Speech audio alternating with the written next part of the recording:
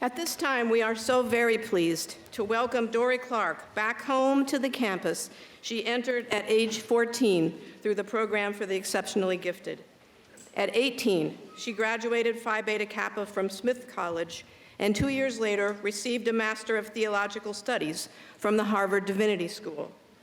Today, the New York Times describes Dorie as an expert at self-reinvention and helping others make changes in their lives. Dorie is an award-winning author, a professor, a former presidential spokesperson, a regular commentator in worldwide media, as well as an acclaimed director and the producer of a multiple Grammy Award-winning jazz album. You will see why Dorie is widely recognized as a motivational strategist and leader.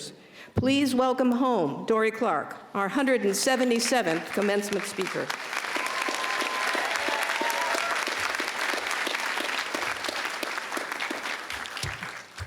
Thank you, Dr. Fox. It's wonderful to be back here, and especially on a day when we have three major things to celebrate. The first is that it is a beautiful day with beautiful weather. The second is that you are graduating. Congratulations. And the third is that in a commencement address, there is absolutely no PowerPoint.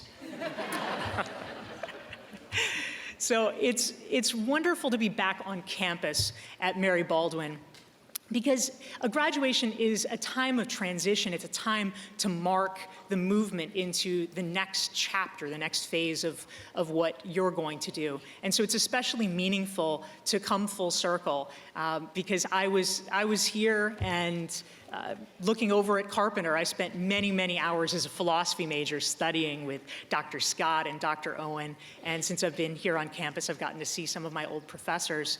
But as Dr. Scott said, or as Dr. Fox said, when I left Mary Baldwin, I went on to do a number of different things. I wrote books. I have a career now speaking and teaching. But along the way, there have also been things that were setbacks. For instance, I was a journalist, and I got laid off from my first job as a journalist. I was a political campaign spokesperson, and all the candidates that I worked for lost. But those reinventions have taught me a few lessons, which I hope may be helpful to you. So specifically, I'd like to share 6 of them that it's my hope that as you move forward after today into your adventures, you might be able to call upon. Number 1 is the importance of not just emphasizing, but over-indexing on networking early on in your career. And here's what I mean by that. We all know networking is important. I'm sure that in your various courses and career services moments, people say, yes, network. That's how you get jobs. That's how you advance.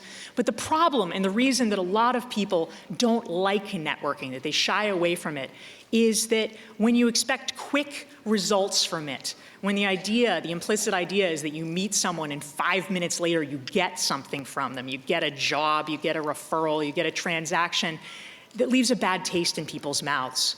What's really important is that building a network is nothing more and nothing less than building relationships over time. And the people that you have met here in your time at Mary Baldwin are going to be the core of your network for years to come in unexpected ways.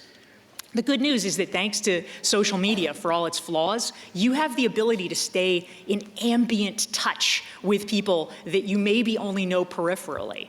And years later, they can become extraordinarily valuable. For me, back when I was a presidential campaign spokesperson, there was a guy that I met who at the time was a reporter for a weekly newspaper. Now, I was working for the candidate. I was the gatekeeper for the candidate. And he worked for a newspaper. I kid you not, it was named The Hippo. So it may have been a little counterintuitive that I gave him time with our presidential candidate, but I liked him. I thought he would do a good job, and frankly, I thought he needed a break. And it was true. After he got to interview my candidate, all the other candidates gave him interviews, and it made a big difference. What I didn't know and couldn't predict was that 11 years later, after losing touch, I would be browsing in a bookstore. I would see his name on the cover of a book, And I reached out to him and sent him an email. It was the same guy. We got back in touch, and he ultimately brought me in to be a consultant for a multi-billion-dollar Silicon Valley company that he was advising. You never know where people will end up. And staying in touch, keeping up the connections that you have made here in your years at Mary Baldwin can be invaluable down the road. It's about the long term. Number two is the fact that location matters. When I graduated from college, I wasn't sure where I wanted to live or where I wanted to end up. To me, it seemed a little bit like the flip of a coin. Maybe it would be DC, maybe Boston, maybe New York, maybe San Francisco. I didn't really understand that there are big differences in that choice.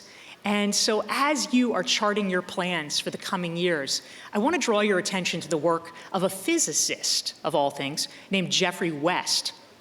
Geoffrey West is the former head of the Santa Fe Institute, and he has studied the development of cities. And what he's discovered is that density, just like in particle physics, density matters in cities too. It turns out that the more density, the more people there are, the more interactions there are, it leads to innovation, it leads to creativity, and it leads to opportunity. For me, one of the big breaks in my career came from getting to write for the Harvard Business Review.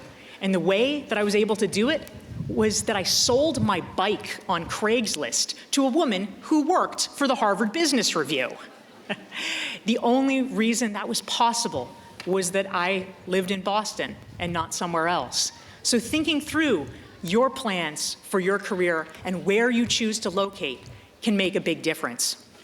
Number three, the importance of creating your own network. Something that sometimes people don't talk about that much is the fact that it can be hard to figure out how to make friends after college. I certainly struggled with that. When you're in college, you are surrounded literally next door, literally down the hall, with like-minded people who are similar to you, people your own age, and it seems natural, it's organic. You're constantly brushing up against them. When you enter the workforce, all of a sudden, it's a diverse place, and you can make lots of diverse friends, but sometimes it's hard to know how to relate to these groups of wildly different people that you're just not used to interacting with. How do you find your network? How do you find your circles? We can't afford to sit back and wait and hope that it will happen. Sometimes you have to be proactive about this. And so I encourage you, if you are not finding naturally the people who are going to be your circle, you step up and you make that opportunity. For me, when I was in my early 20s and living in Boston, it took the form of something as simple as starting a book group, which for 8 years became the backbone of my social network, gave me something to invite people to, and a core group of people that would see each other every month, no matter what. Years later, when I moved to New York, I started organizing a monthly dinner series where I would invite authors and entrepreneurs, and it became the engine of a way that I could build a community in a new city. That's something that you can step up and do as well if you're having trouble meeting people and possibly feeling a little lonely like I did after I graduated. Number four, the importance of not spending time on things you don't want to do. Now, there are some things, we all know what they are, that you might not want to do them, but we know they're good for us, right? I would put exercise in that category. But nobody ever feels terrible after they exercise and say, oh, why did I waste my time doing that? We know it's good for us in the long term. But there's another category of things that after we've done them, it feels a little hollow. We wonder, why did we do that? There were a lot of times, especially in my 20s, when I would go to parties or I'd go to events that I wasn't very excited about just because I didn't have anything better to do.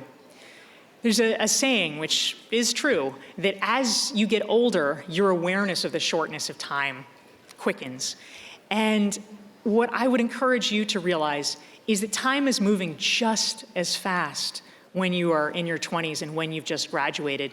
If there is an event or if there's something that you don't really want to do, if it just seems like a waste of time, something you're going to because you don't have anything better to do, skip it. There is an author named Derek Sivers, and he put forward a great framework that I think is really helpful. He said that everything in your life should be either a heck yes or a no. Don't go for the middle. Go for things you're enthusiastic about, or just say no, because you can choose to fill the time with things that you are passionate about and devote your time there. Number 5, it is important to know whose advice to listen to. When you graduate, there are so many people that want to give you their advice. Everybody has an opinion. Everybody knows what they think that you should do. But I would ask you to apply 2 criteria to that to make sure that you're taking the right people's advice, because it's easy to be led astray. Number 1 is asking, do these people have my best interests at heart? There's a lot of frenemies in the world, unfortunately, and you want to make sure that the people you listen to are truly the ones that care about you. And second, equally important, you want to ask yourself, do they also know what they're talking about? Because there may be people who care about you deeply and are giving you advice that they think is the right advice, but if they have not done it themselves, or if they have not done it in a long time, the circumstances may have changed, and their advice, while well-intentioned, may be out of date. And so if you can ask yourself those 2 questions, do they care about you truly, and do they know what they're talking about? If you can answer yes to those both, then listen. If not, trust yourself and seek out the guidance of people who fit those criteria. And number 6, for me, one of the most important things that I've learned in the years since graduating is that no learning that you do is in vain. My undergraduate degree is in philosophy. My master's degree is in theological studies. And often people will ask me, so do you use any of that? And the answer is, on a day-to-day basis, I'm not necessarily talking philosophy or theology. But something that took me years to realize is that the core is there. Fundamentally, what I do in my work now in the business world, I help individuals and companies get their ideas heard in a noisy and crowded environment. And really what that amounts to is helping people find purpose, helping people get their ideas out there that they feel passionate about. How do you self-actualize in a noisy world? And in many ways, that's what philosophy is. That's what religion is. It's helping people find meaning, find their own meaning. And it took me a while to understand that connection, but it is there, and it's there in everything that I do. And in fact, sometimes it creeps in even more explicitly. As part of my ongoing reinvention, one of the things that I have started in the last few years as a side project is writing musical theater. I'm in a 2-year training program run by BMI, the music publishing company. And as we speak, I am working on our first-year capstone project, for which I am writing a 10-minute musical based on Plato's Symposium. So today, graduation day, is a day to celebrate all of your accomplishments. Tomorrow is the day that you begin to craft the person that you want to become in the future and the self that you want to move toward. I hope these strategies are helpful to you, and good luck and congratulations.